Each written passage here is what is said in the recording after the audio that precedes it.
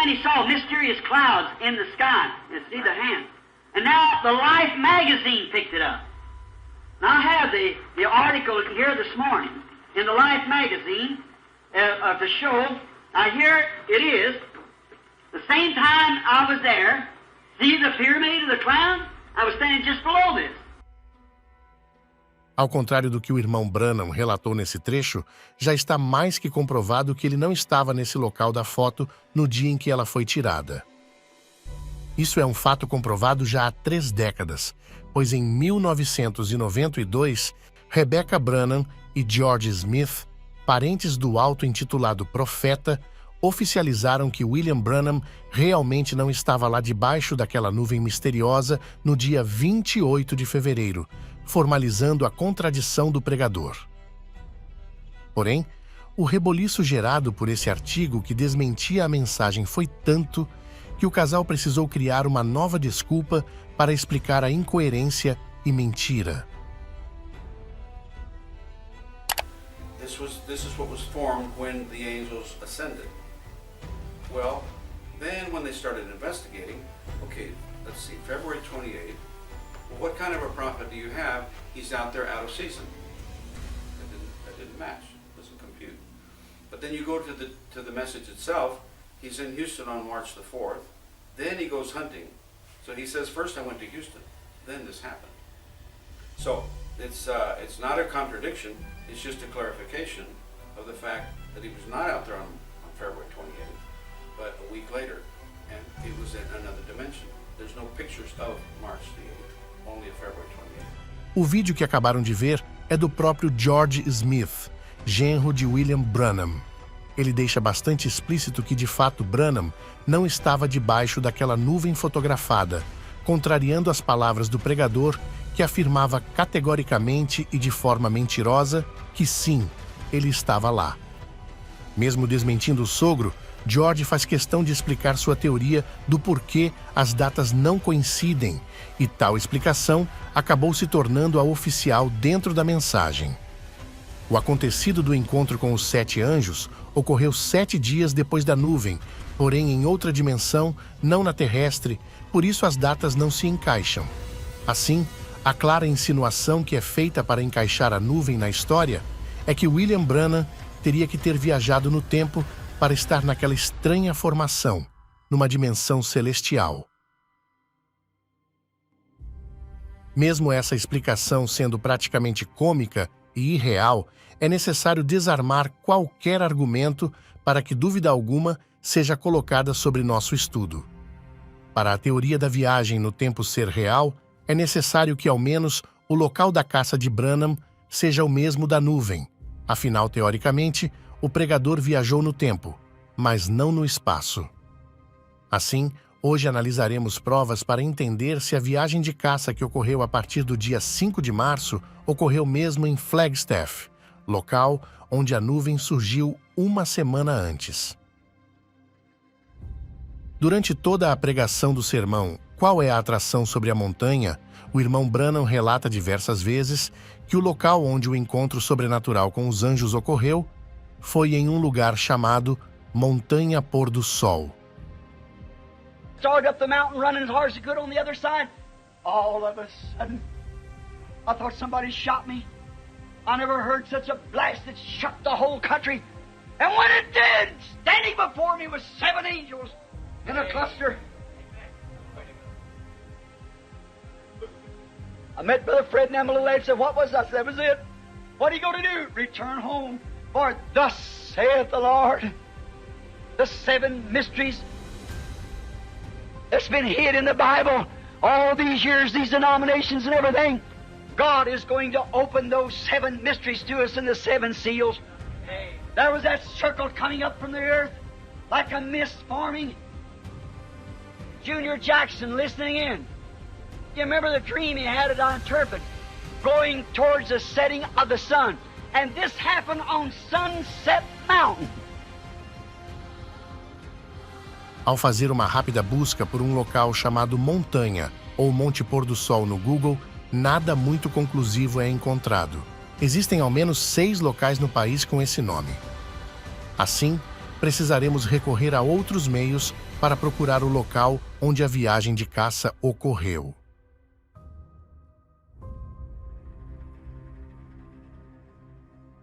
A revista Only Believe, já mencionada, escrita pela filha de Branham, menciona que o local do evento sobrenatural do encontro com os anjos na nuvem foi em Rattlesnake Mesa.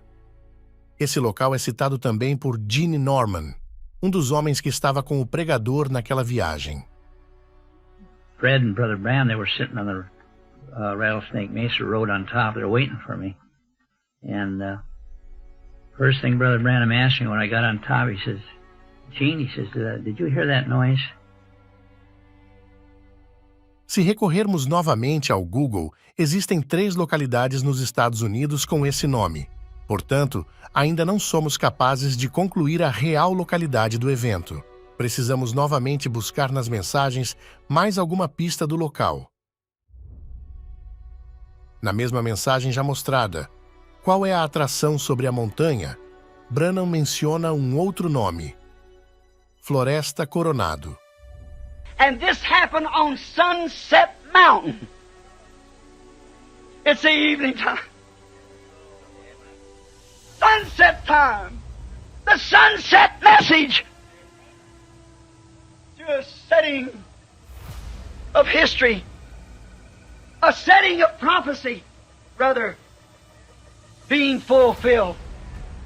And it shall be light at the evening time upon Sunset Mountain in the Coronado Forest, 40 miles north of Tucson. Get on the map and see Sunset Peak there. That's exactly where it happened. Agora podemos finalmente entender qual das 3 Rattlesnake Mesa era a que Branham estava. É aquela que está nas proximidades da Floresta Coronado, a 60 quilômetros ao norte de Tucson. Além disso, agora Branham relata um nome mais específico, não dizendo Monte Pôr do Sol, mas sim Pico Pôr do Sol. E esse local sim existe e pode ser encontrado online e fica em Rattlesnake Mesa, na Floresta Coronado. Para ter certeza de que esse é o local, vamos medir se o local encontrado no mapa está de fato a 60 quilômetros de Tucson, como mencionado por Branham. De fato, esse provavelmente é o local certo, pois coincide com todas as informações que temos. Está no Pico Pôr do Sol, a 60 quilômetros ao norte de Tucson, na Rattlesnake Mesa da Floresta Coronado. Agora, é necessário que encontremos alguma fonte oficial da mensagem que comprove que esse é o local correto, para não ficarmos em especulações. Em um vídeo do Tabernáculo Branham, em Jeffersonville, num culto para crianças, um mapa do Arizona é mostrado para apresentar os principais locais do estado no contexto da mensagem. Perceba que o local apresentado como Monte Pôr do Sol está de fato onde apontamos, ao nordeste de Tucson. Ou seja, de fato encontramos o local correto. Porém, uma coisa nos chama a atenção. Se o local da caça e suposta visitação dos anjos foi nesse local, o Monte Pôr do Sol, perceba a distância entre o local e Flagstaff, local da nuvem. Se recorrermos a ferramentas online de distância, conclui-se que o local da viagem de caça estava a 330 quilômetros de distância do local da nuvem. Assim, como já ficou claro nos últimos 2 episódios, Branham não estava em Flagstaff em 28 de fevereiro. Porém, agora temos outra incoerência. Ele nem sequer esteve na região na semana seguinte, a semana da viagem de caça. Portanto, a teoria da viagem no tempo de George Smith também é uma tese falsa, obviamente, pois Branham, naquele 8 de março, não estava em Flagstaff, onde a nuvem apareceu 7 dias antes, mas sim no Pico Pôr do Sol, a mais de 300 quilômetros de distância. Dessa forma, é fato comprovado que William Branham nunca esteve caçando na região de Flagstaff nas semanas que circundaram o evento da nuvem. Porém, como visto logo no início desse episódio, o pregador disse claramente que ele estava exatamente naquele local, o que é uma farsa, e podemos comprovar isso usando as próprias informações dadas pelo irmão Branham. como ele pôde mentir descaradamente sobre um sagrado púlpito. Assim, uma nova dúvida surge. Se eles nunca estiveram debaixo daquela nuvem misteriosa e nem mesmo no local onde ela ocorreu nas semanas seguintes, como Branham foi capaz de citar que ele possuía testemunhos oculares do evento? Naquela viagem de caça, onde o suposto evento sobrenatural ocorreu, Branham estava acompanhado de Fred Sotman e Gene Norman. Isso pode ser comprovado na revista Only Believe, de Rebecca Branham. Por sorte, ambos os homens deixaram seus testemunhos gravados relatando o acontecido. Vejamos primeiramente o testemunho de Gene Norman. I started working back, and I hunted probably about a half an hour, and that blast went off. And it sounded like it was just right above my head. And I looked up, and I didn't see nothing. I seen something. I didn't see the cloud in the form that it shows in the picture. When I looked up, I seen two long streaks of like a plane, leaving a trail. Two streaks with a great miles one way and miles the other, with a spot with a big spot in space in between it. And but I couldn't see no planes. I thought what it was probably a plane busted the sound barriers, but there was no planes in the area. Gene Norman é muito claro ao afirmar não ter visto a tal nuvem, porém ouviu sim um estrondo alto e viu 2 rastros de fumaça no céu, como o de um avião. Ele também relata que na época pensou que havia a possibilidade do estrondo ter sido mesmo causado por um avião quebrando a barreira do som. É fato que a mensagem sempre relatou que a nuvem veio acompanhada de um estrondo do céu, porém perceba que a testemunha ocular relata apenas o estrondo, não dizendo nada a respeito da nuvem. Na verdade, Gene Norman faz questão de deixar explícito que não viu aquela nuvem. Seria ao menos esse estrondo causado por um evento sobrenatural, ou teria ele uma causa natural?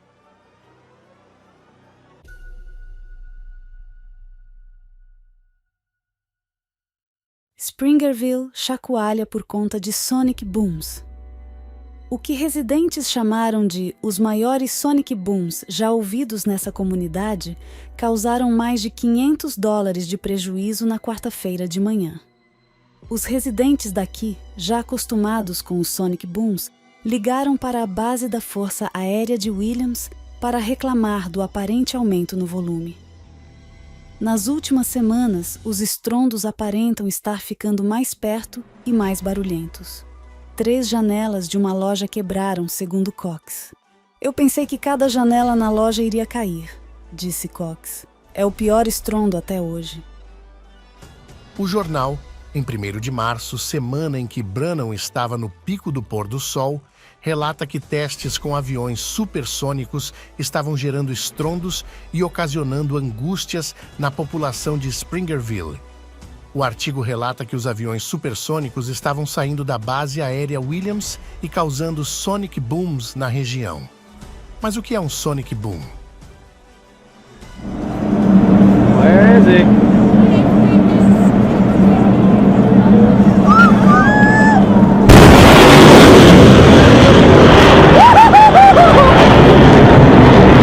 Ladies and gentlemen, F-14. Segundo a NASA, o estrondo acontece quando um objeto se move pelo ar mais rápido do que o som. Com isso, ele cria ondas de choque que se acumulam e se fundem, resultando em um estrondo alto.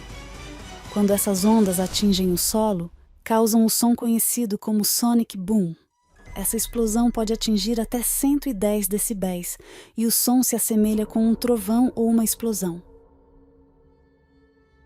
Assim, é fato que naquela região da base aérea, naquele período de março de 63, testes estavam sendo realizados e estrondos de aviões supersônicos eram ouvidos com frequência.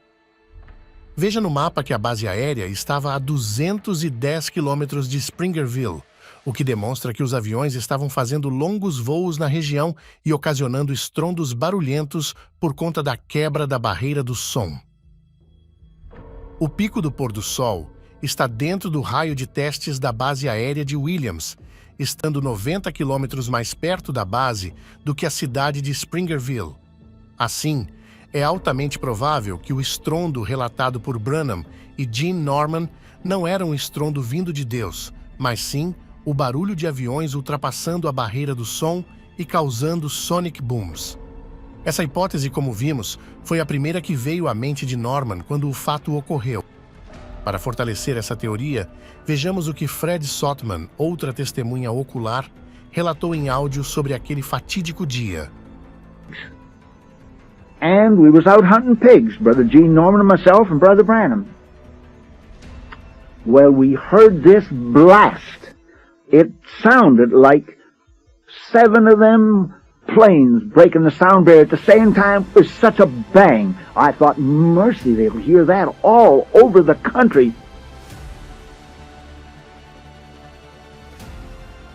Assim, conclui-se que nenhuma das testemunhas oculares relataram em seus testemunhos terem visualizado aquela nuvem, mas ambas apenas ouviram um estrondo que relacionaram a barulhos de aviões quebrando a barreira do som.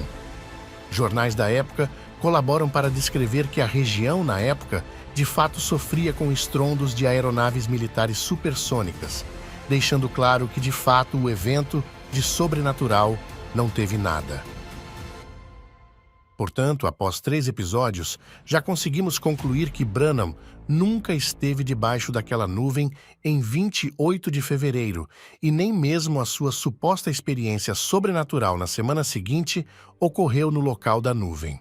Além disso, as testemunhas oculares do evento comprovam não terem visto a nuvem, somente ouvido um estrondo que possivelmente foi causado por testes de aviões supersônicos na região. Mas agora, uma nova explicação precisa ser dada. Se a nuvem não tinha relação com William Branham, o que era aquela estranha formação?